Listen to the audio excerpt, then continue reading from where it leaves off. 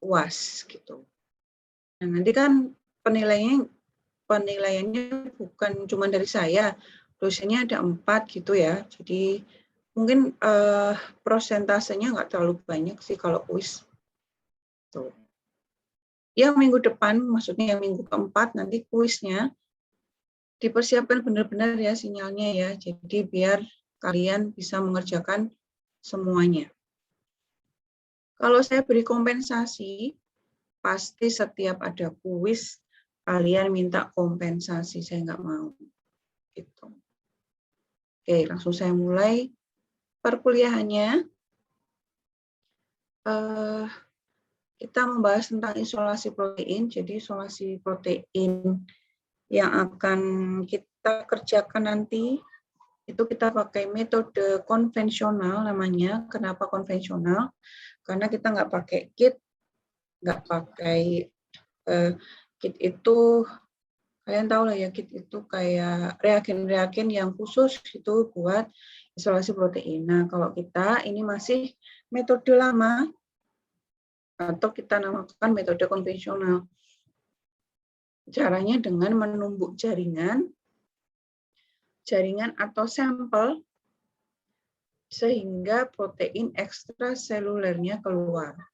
Nah, pada saat ditumbuk jaringannya itu kan diharapkan semua sel-selnya bisa hancur. Ini sih nggak bisa hancur sempurna ya. Padahal yang kita harapkan kan protein ekstraseluler itu yang ada di luar sel.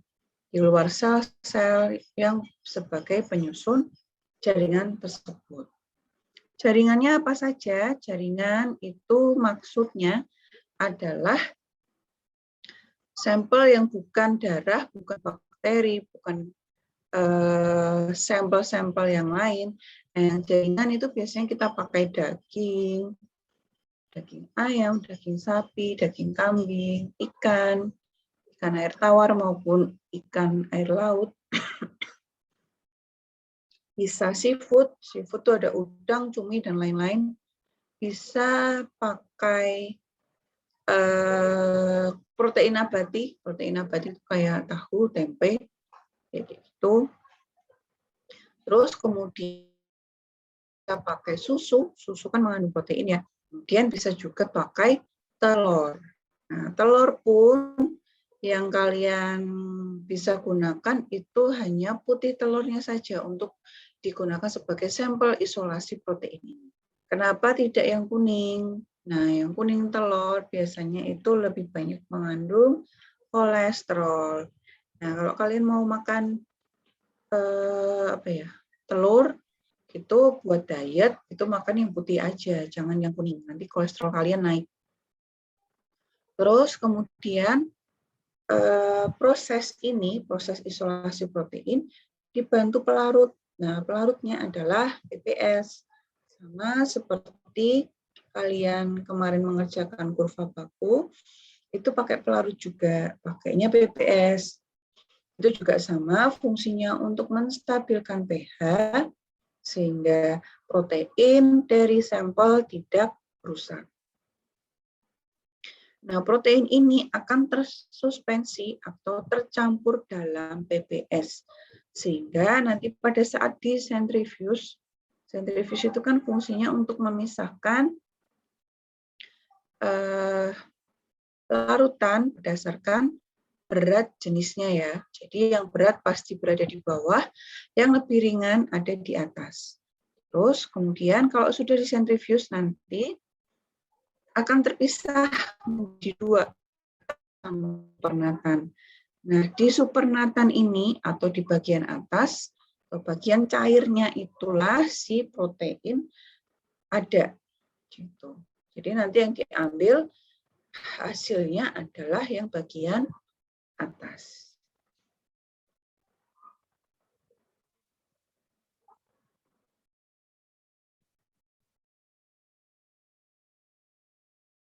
Nah, untuk komponen-komponen isolasi protein, kita tidak pakai BSA ya, jadi pakainya DH2O, kemudian PPA, sama kita pakai sampel protein sama PPS. Ada 3. Ini saya salah ketik ya. PSA-nya lupa saya hapus. Oke, kemudian langkah kerjanya itu yang pertama nanti sampel yang kalian bawa itu ditimbang sebanyak 3 gram. Kalau susu gimana? Susu bisa langsung dipakai. Tidak perlu dicampur PPS, tidak perlu disentrifuse. Kalau telur bagaimana? Kalau telur kita ambil saja berapa mili gitu, 3 mili dicampur dengan PPS. Kalau sampel yang padat, kita timbang 3 gram, kemudian dihaluskan dengan mortar sampai dia benar-benar halus. Jangan sampai tersisa berupa padatan apa ya, kayak masih menjendal gitu, jangan sampai. Jadi harus benar-benar hancur jaringannya atau sampelnya.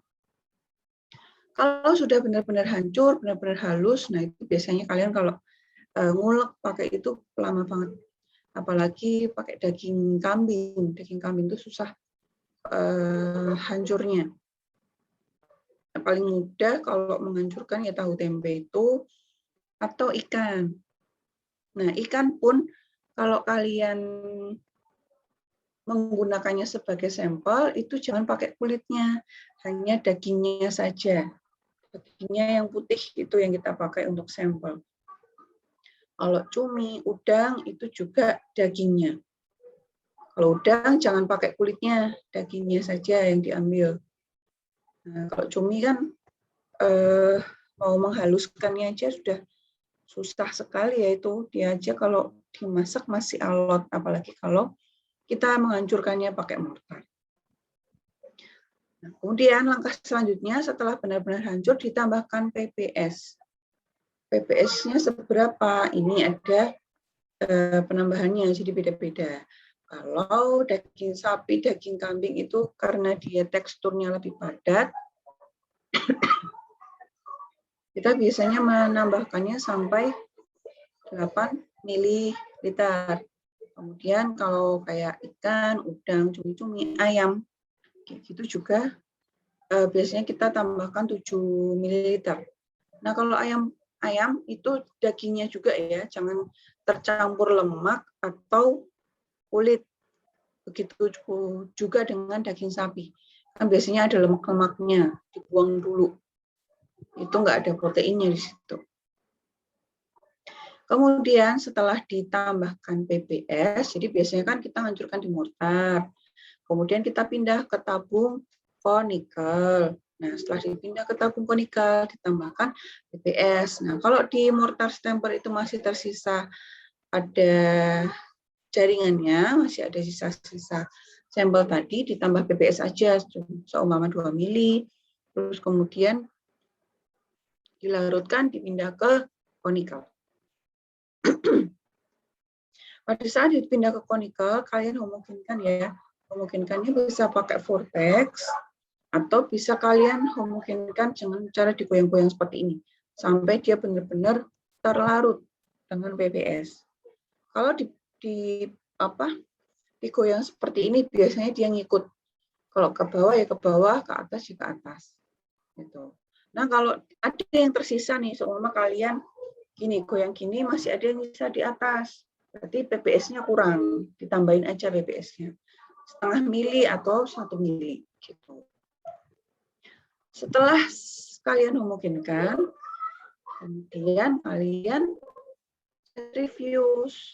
Nah, centrifuge dengan kecepatan 3000 rpm selama 15 menit.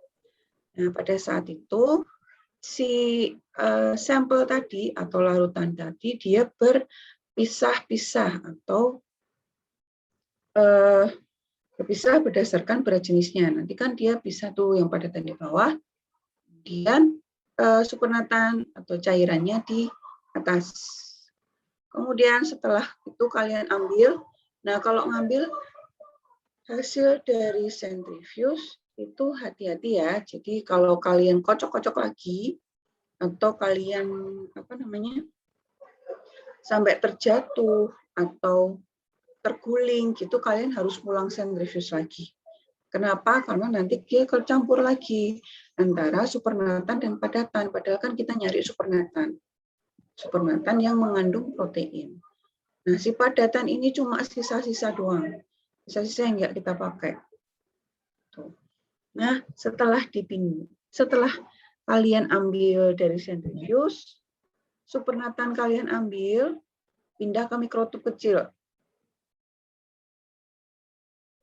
Pindah ke mikrotub secukupnya aja sih, biasanya dipindah jadi 2 mikrotub kecil ukuran 1,5 mili.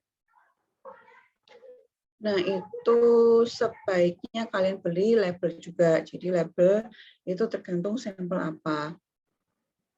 Daging nggak, ikan, susu, kayak gitu. Terus setelah dipindah ke mikrotub, kalau tidak kalian pakai sampel itu udah jadi sampel protein loh ya. Jadi sampel protein kalian selesai sampai di situ.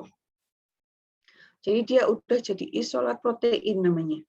Gampang kan ya, cuman dihancurkan, ditambah PBS, kemudian disentrifuge jadi deh sampel protein. Nah, kalau nggak kalian pakai, seumpama kita praktikum lagi minggu depan gitu, harus disimpan kan itu sampel proteinnya, bisa kalian simpan di kulkas. Di kulkas yang suhunya minus 20 derajat atau di freezernya. Jangan disimpan di kulkas bagian bawah. Kalau bagian bawah kan suhunya 4 derajat. Itu cuma bertahan 2-3 hari aja, proteinnya udah rusak. Tuh, jadi kalau nyimpan di suhu minus 20 derajat sampai dia beku. Nah, kemudian setelah kalian mindah di mikrotub, kan kita mau ke proses selanjutnya. Kita mau ngitung absorbansi dari sampel tersebut. Nah, kan kita perlu sampelnya. Kemudian kita untuk mengukur absorbansi sampel, caranya kayak mengukur absorbansi untuk kurva baku kemarin. Jadi bahannya pakai DH2O sama BPA. Tapi sampel yang kita gunakan cuma sedikit, cuma 2 mikroliter saja. Jadi walaupun nanti kalian dapat banyak tuh sampai 3 mili, sampai berapa mili, 5 mili atau berapa mili itu yang kita pakai cuma 2 mikroliter aja. Tapi kan di proses-proses selanjutnya masih dibutuhkan sampel tersebut, makanya bisa disimpan. Nah, karena kita makainya 2 mikroliter, jadi dimasukkan dulu DH2O ke mikrotub atau Aquades 798 mikroliter Aquades, dimasukkan ke mikrotub, kemudian ditambahkan 2 mikroliter sampel, lalu baru ditambahkan 200 mikroliter BPA ke dalam mikrotub. Lalu diinkubasi selama 10 menit. Nah, yang terjadi selama 10 menit itu sudah saya jelaskan di pertemuan kemarin. Jadi nggak usah saya ulang lagi.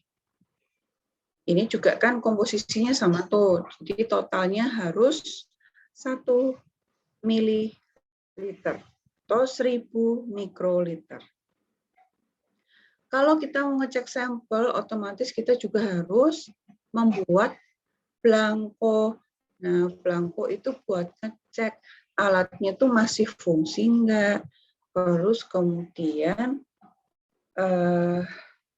BPA-nya tuh masih bagus apa enggak, terus dan mengenolkan si spektrofotometer ya.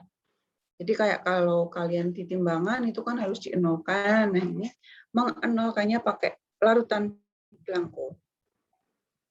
Caranya sama kayak kemarin. Jadi dimasukkan dulu 800 mikroliter DH2O, baru ditambahkan 200 mikroliter BPA ke dalam mikrotub. Dimungkinkan di vortex, diinkubasi selama 10 menit. Jadi keduanya itu bareng ya nanti antara pembuatan sampel yang untuk spektro sama pembuatan belangko untuk spektro itu bareng. Setelah diinkubasi 10 menit sama kayak kemarin, dipindah ke kuvert, dituang gitu, kemudian baca di spektrofotometer visible dengan panjang gelombang 595 nanometer. Jadi harus 595 nanometer ya. Kenapa? Sudah saya jelaskan kemarin. Kalau lebih atau kurang dari itu nggak bisa karena protein itu menyerap cahaya di panjang gelombang 595 nanometer. Setelah selesai kalian mengukur spektro, biasanya kan kita suruh nyuci tuh. Kalau mahasiswa kan suruh nyuci kuvetnya, nyuci mikrotubnya kan mau kita pakai lagi. Nah, kalau nyuci mikrotub boleh dicuci pakai sabun. Kalau nyuci kuvet itu harus menggunakan alkohol 70%, jadi nggak boleh pakai sabun. Harus alkohol 70%. Kenapa? Kalau tidak nanti kuvetnya bisa keruh. Kalau keruh nanti dia tidak bisa menyerap cahaya. Jadi kan kuvet itu bening warnanya. Ada yang bagian bening, ada yang bagian gelap. Nah, si bagian bening ini nanti kalau kena sabun, dia bisa berubah jadi gelap, bisa butek gitu warnanya. Nah, kalau butek nggak bisa dipakai lagi. Harus beli baru. Nah, padahal kuvet harganya mahal ya kalau yang bagus. Tuh, nanti kalau kalian menggunakan kuvet ini nanti, kita besok kalau ada praktikum, hati-hati makanya. Lalu kemudian jangan lupa kalian catat hasil absorbensinya. Sampel apa, absorbensi berapa. Sampel apa, absorbensi berapa. Jangan lupa dicatat. Biasanya sih paling sedikit itu atau paling kecil absorbensinya itu di tahu. Tahu itu paling kecil biasanya absorbensinya. Atau kalau absorbensi kecil, kita bisa mengartikan bahwa si tahu ini memiliki konsentrasi protein yang sedikit. Paling banyak biasanya apa? Paling banyak biasanya ikan. Ikan itu memiliki konsentrasi protein yang tinggi. Absorbensinya biasanya tinggi sampai 1, kemudian untuk cara menghitung konsentrasi protein sampel. Jadi kan kita udah punya absorbensi tadi. Absorbensinya kan sudah kalian catat. Kemudian di pertemuan kemarin kita sudah membahas kurva baku. Kita punya kurva baku ini. Dan kita sudah punya rumus persamaan. Rumus persamaannya Y sama dengan 0,032. 0,0302X tambah 0,0203. Dengan regresi yang bagus, kita pakai regresinya 0,9981, dia mendekati 1. Jadi bagus ya, bisa dipakai untuk menghitung konsentrasi protein.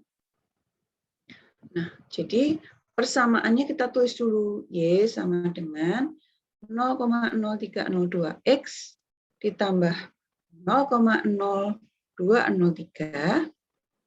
Kemudian X itu adalah konsentrasi protein yang akan kita cari nanti. Y itu adalah absorbensi. Absorbensi itu adalah yang kita dapat tadi, yang kita hitung di spektrofotometer tadi. Itu nanti dimasukkan ke Y. Ini contoh hitungan.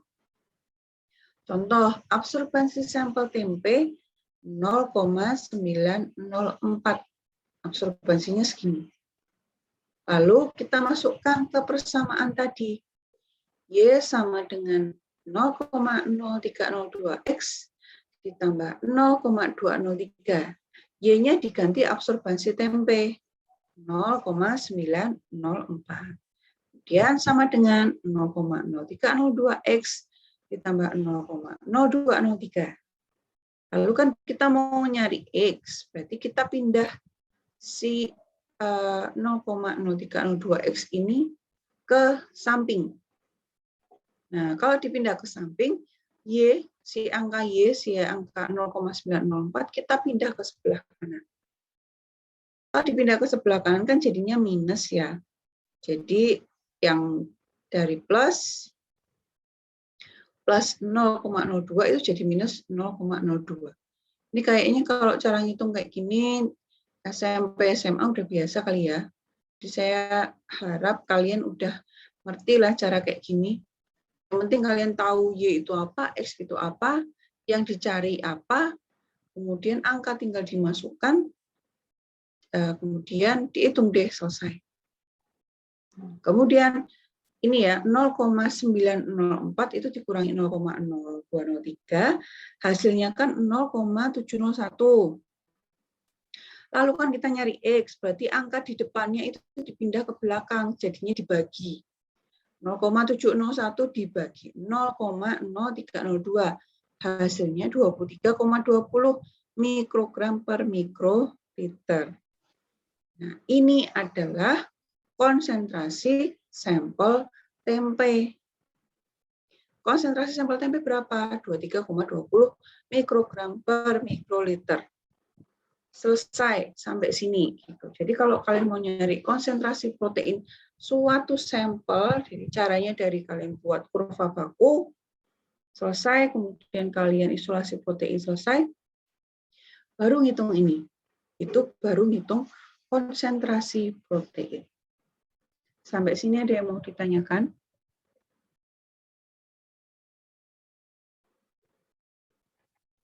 Ibu, saya izin bertanya. Ya. Metode yang Anissa Safitri, Ibu. Ya. Tadi kan metode yang kita pakai ini kan metode lama ya, Bu. Nah, dengan rumus kayak gini, apakah itu bisa dipakai ke semua metode atau bagaimana ya, Bu? Terima kasih. Oke. Ya sih, kalau kalian pakai kit, itu ada standar. Kayak ada larutan standar. Kayak ada kita membuat kurva baku. Pasti ada. Kenapa? Karena kan buat ngitung konsentrasi kita butuh persamaan. Tetap sama kayak gitu. Kalian pun kalau nanti menggunakan ELISA, nanti ya di semester, biasanya sih semester apa sih? 6. Kalau kalian semester nanti ada praktikum imunologi, imunologi 3 itu pakai ELISA, itu pun pakai kit. Pakai kit pun ada larutan standar. Jadi nanti kalian juga buat kurva seperti ini. Buat nyari persamaan. Intinya sama. Nah, menghitung konsentrasi protein membutuhkan persamaan. Walaupun pakai kit, masih ada larutan standarnya sih. Kalau kita kan larutan standar karena konvensional kita buat sendiri. Itu sudah ada, tinggal kita cek absorbansi saja.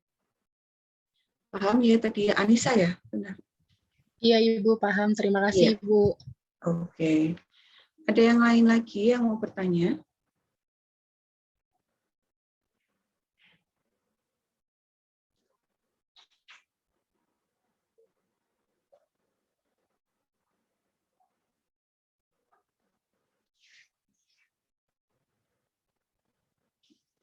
Mungkin tanya soalnya tadi yang susah mana, jawabannya apa juga boleh. Padahal kan kalau di IFIKES kayaknya jawabannya langsung muncul deh.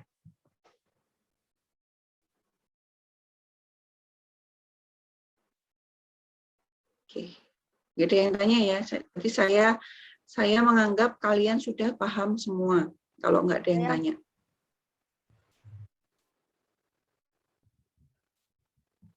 Ibu. Iya. Ibu. Saya mau bertanya, yang Y itu 0,0302. Itu kan X. Y. Ditambah 0,0203. Itu sudah baku apa gimana ya, Bu?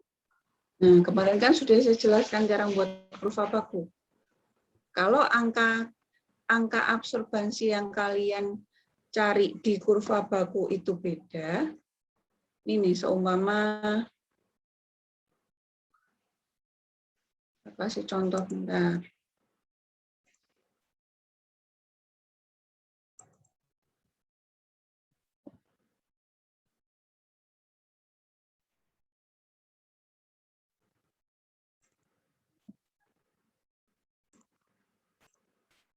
Nah, ini contoh yang lain. Seumpama nih, kan kalian nyari kurva baku lagi. Kurva baku yang minggu kemarin kita bahas, itu angkanya absorbensinya beda. Walaupun X-nya atau konsentrasinya sama. Konsentrasi BSA sama, absorbensi BSA beda. Ya kurvanya bisa beda, rumusnya pasti beda. Intinya dia tidak baku. Tergantung kalian buat kurva bakunya seperti apa. Paham ya? Adinda paham? Ya, Ibu. Terima kasih, Bu. Oke, silakan. Ada yang mau bertanya yang lain?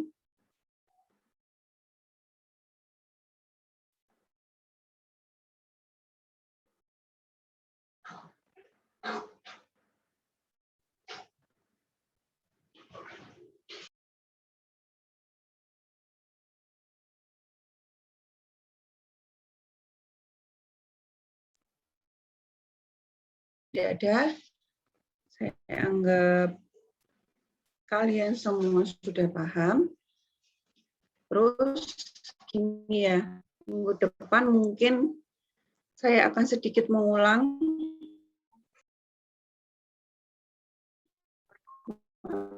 materi